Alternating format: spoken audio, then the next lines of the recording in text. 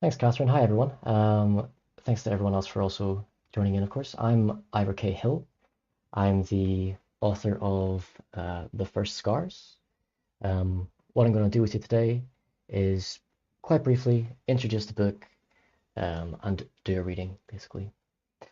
Before we get started, just want to extend my thanks again to Catherine for arranging all of this. And just in case anyone's unfamiliar, um, this live stream is part of SPFBO. SPFBO is the self-publishing fantasy blog off. 300 authors, 10 blogs. It's a competition for indie fantasy authors. Um, I'm delighted to be involved, and I cross my fingers that the first Scars does okay. So about me very quickly, I've always dabbled in writing fantasy, but I started to take it seriously at about 2019. I just finished another book. That was my PhD, but my PhD doesn't have magic or swords or monsters. It's got equations and graphs. Very boring. Even I think it's boring. So I thought that I was just very struck after finishing that project that struck by the idea that I would like to write a book that is that is fun to read at least. So with that in mind, I took up writing as a kind of my main hobby.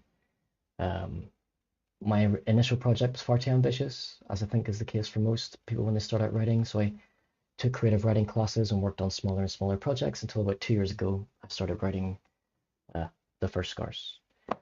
The First Scars is on the darker end of fantasy fiction. It's got a very simple premise, at first glance at least. The story starts off with a curse striking the fatherland and the ruler calling for volunteers to take his special brand. And this brand allows people who, when they're killed, it allows them to come back to life. So the branded are sent into a cursed city where they fight against the cursed and they get killed a whole bunch. And their job there is to try and find the source of the curse and destroy it. Well, of course, nothing is as it seems, nothing goes to plan, and we end up on a bit of an adventure. Um, a few folk who've read it have had very kind things to say about it. People in the industry, like John Oliver, who was the proofreader for Brandon Sanderson's Way of Kings. He was my proofreader as well, which is a huge privilege, and he said it was dark but fun.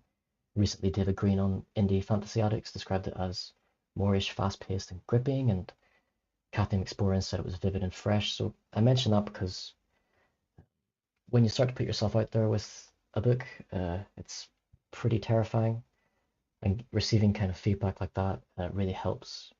And indeed, engaging with the Spiffbo community has had a similar effect. Everyone's been very kind and supportive and proactive, like Catherine. Very briefly, I'll go through the inspirations for the first scars, and then we can crack on with the reading. So the first big inspiration is in terms of character, and that actually came from the Ukraine war. At the beginning of the war, I saw these interviews with members of the Russian public who appeared convinced that the war was a legitimate reaction to Western and Ukrainian provocation. So, regardless of anyone's stance on the scenario or their ability to deem anything as legitimate or otherwise, those interviews rekindled an old interest of mine, which was how people consume information, confirmation bias, cognitive dissonance, how we seek information that supports our worldview actively, and then the emotional reaction we have to information that contrasts our worldview, and then subsequently what we do with information that we don't like. These things were huge inspirations for the character you're about to meet in the reading. And super quickly, the second big inspiration was for the magic system. This actually comes from computer games. The First Scars is it's not a lit RPG or game lit. Not that there's anything wrong with that. It's just that the First Scars is a dark fantasy, more like Malazan or Game of Thrones or Broken Empire, Rage of Dragons, with a healthy dose of Robin Hood. But I really enjoy a certain kind of subgenre of fantasy games, more or less, by From Software, Dark Souls, Bloodborne, Elden Ring, especially how they treat death in those games, both thematically and mechanically. In those games, instead of your character coming back to life after you get them killed, like Mario, who's just there and is all happy, they always start off sitting down and stand up with this really resigned um, set of mannerisms. And that got me thinking about what it would be like to have that happen to you. What would that do to your psyche if you had to do this again and again and again, getting killed and get back up and go fight the same boss? It got me wondering about what that would do to your relationships, and indeed to the way you think about the world. So in the first scars, the brand did carry that torch for me, pun intended, I suppose. What differentiates the first scars from those computer games, and from time loop stories is that it's how I treat time. So time is linear in the first scars, which means that if a character gets killed and they say they revive an hour later, time continued regardless of what they were doing or not doing. And that means that my character's actions in getting killed shape their circumstances. They retain agency even though they get, you know, unalived a whole bunch. And I think that's a really crucial component of how my magic system works. So the first scars, it starts off with a prologue, which sets the scene in terms of, you know, magic and mystery and the scope, and giving you a flavor for who the big players are going to be across the rest of the story. But I'm going to read the first chapter instead, just because it's kind of a smaller and more suitable for what we're doing today. Um, the first chapter starts off with, all my chapters actually start off with a little picture. If you've ever read The Wheel of Time, you might be familiar with how the chapters in that book start off with a little icon that kind of indicates what might happen or what might be important in what you're about to read. So kind of a pictographic foreshadowing, if you like. So all of my chapters start like that. And this one has a picture of a bear's claw, which the reasoning for which becomes clearer in the second and third chapter. So we get a little prescript which says that this is taking place in Levesk, which is the capital of the fatherland, 219 years after the death of the first Velikov, in the 35th year of the seventh Velikov's reign, just to locate you after reading the prologue. So this is the first scars, chapter 1, Nico. He was naked, with wax set on his eyelids, sealing him in perfect black, his wrists and ankles tied to a cold metal chair with blistering rope, his nose and mouth gagged so his own breath choked him. Not too bad so far. Nico tested the binding on his wrist. Stop struggling, a voice snapped. A hand yanked his head to one side. Despite himself, unsavory words slipped past Nico's lips, into the gag. No further. Was that a scream? The voice jeered. Are you going to fail even before the trial begins? Nico clamped his jaw. Fine. Hold still. Warm wax dribbled into his ear, muffling the sound on that side.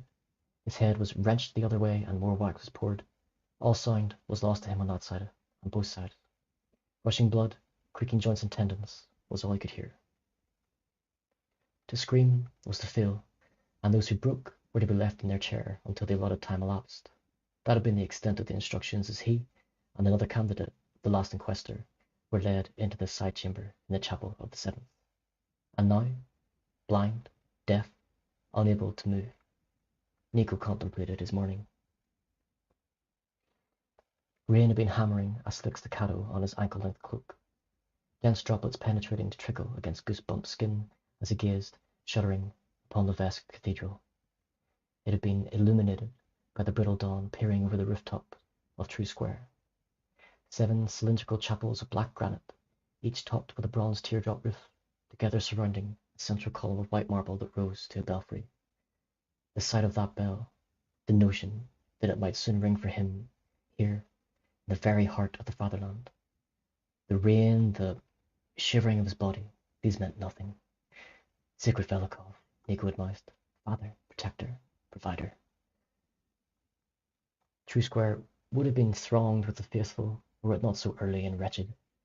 Instead, a few furtive forms hurried through the deluge, heads down, hoods up, all in the same direction. They, like him, had been granted access to the cathedral for the morning's exclusive ceremony. He tilted his head back, hard water striking his cheeks. Here at last, If only the circumstances were less unfair. He muttered a curse then, chiding himself for whining when he should be preparing for the damn trial. And is this whole test just me tied naked to this chair? He strained his senses in the dark, trying to locate the monk. There was nothing. No, there would be more to this than mere humiliation. The trial of sheaths. No one in his situation had ever passed. No one in his situation had ever joined the hilt. But the hilt, the Velkov's personal guard, they were the only ordinary citizens permitted in the Velkov's presence. His grandmother's face floated in the black, a tired face that was never far from a smile. Again he imagined what it would be like to tell her that he had overcome the trial of sheaths, that her blood had joined the hilt. She could never know, of course, but she would have enjoyed knowing. And that was enough for Nico. Not to mention, he thought, shifting, unsticking his sweating thighs from the chair, that joining the hilt would clear my name. He didn't know how long he stood in the square, staring at the cathedral, imagining his ascension, but it had been too long. Someone had knocked into him, staggering him a step, fresh rainwater cascading under the collar of his cloak. He spun to see another candidate dashing for the cathedral. He'd opened his mouth to swear after them, but reined himself in. Velkov's blessing, he called, jerking his coat straight. Then he blinked. That candidate's retreating back was the last in sight. He'd hurried after them, each step splashing sheets of water, and past the pair of chapels that framed the cathedral's towering central column. The antechamber was open to the rain, puddles gathering in the black tile floor. The door opposite, closing behind the last candidate. He'd taken a breath, then, careful of the slippery floor, stepped into the entrance of the Vesk Cathedral. A voice from his side. Name? A small, old man, draped in the heavy black robes of the church, was perched on a three-legged stool in a tiled alcove, glaring at Nico over round spectacles. Nico bowed, disguising a grimace. Monks always thought that only they knew the Velkov's mind, that only they understood him. Name? The monk insisted. Nico Puchev, father. Ah, he hadn't even glanced at the scroll in his hand. Another failed inquester. Mikhail's great embarrassment, by all accounts. I'm no failure, father. The monk had ignored him. I don't know why you're bothering, my son. There's only one reason why the inquestors of the old magic would banish you. And that is, father? Why, you mustn't be good enough. Nico folded his hands across his midriff and waited, remembering grandmother's warning. Great aspersion with dignity went off. This had irritated the monk. He leaned forward, rolling his wrists like he was talking to an imbecile. And if you aren't good enough for the cutters? Nico blanched. He'd gotten used to people calling him a cutter. Most had only a superficial understanding of the holy work of the inquestors. But for a monk to use so filthy a term, it could only mean he was being tested. The monk smiled, his words slow, purposeful crooks. What need does the hilt have of a broken cutter, eh? Come on. If the hilt is the Velkov's closest instrument, should it not be fitted with the finest edge? Nico could have explained that the inquestors had made a mistake dismissing him, but what he had done should have earned him the highest level among the graduates, not expulsion. But no, great aspersion with dignity. I've only seen graduated cutters pass the trial of sheaths, boy. The city guard, maybe that's a role better suited your abilities. No, father, Nico said. The monk's robes swelled as he sighed. Don't say I didn't try to warn you. In you go, my son. Your group is on the left. Nico regretted how, in that moment, he had let his frustration get the better of him. He'd spun for the door, rainwater spraying from his cloak. The monk jerked back, tipping the stool onto two legs. Then one leg, then no legs. And so, Nico had entered Levesque Cathedral, chased by the curses of the monk. So, that's our introduction to Nico and the end of the first chapter of the first Scars. As I said before, Nico is shaped by those interviews from the beginning of the Ukraine War.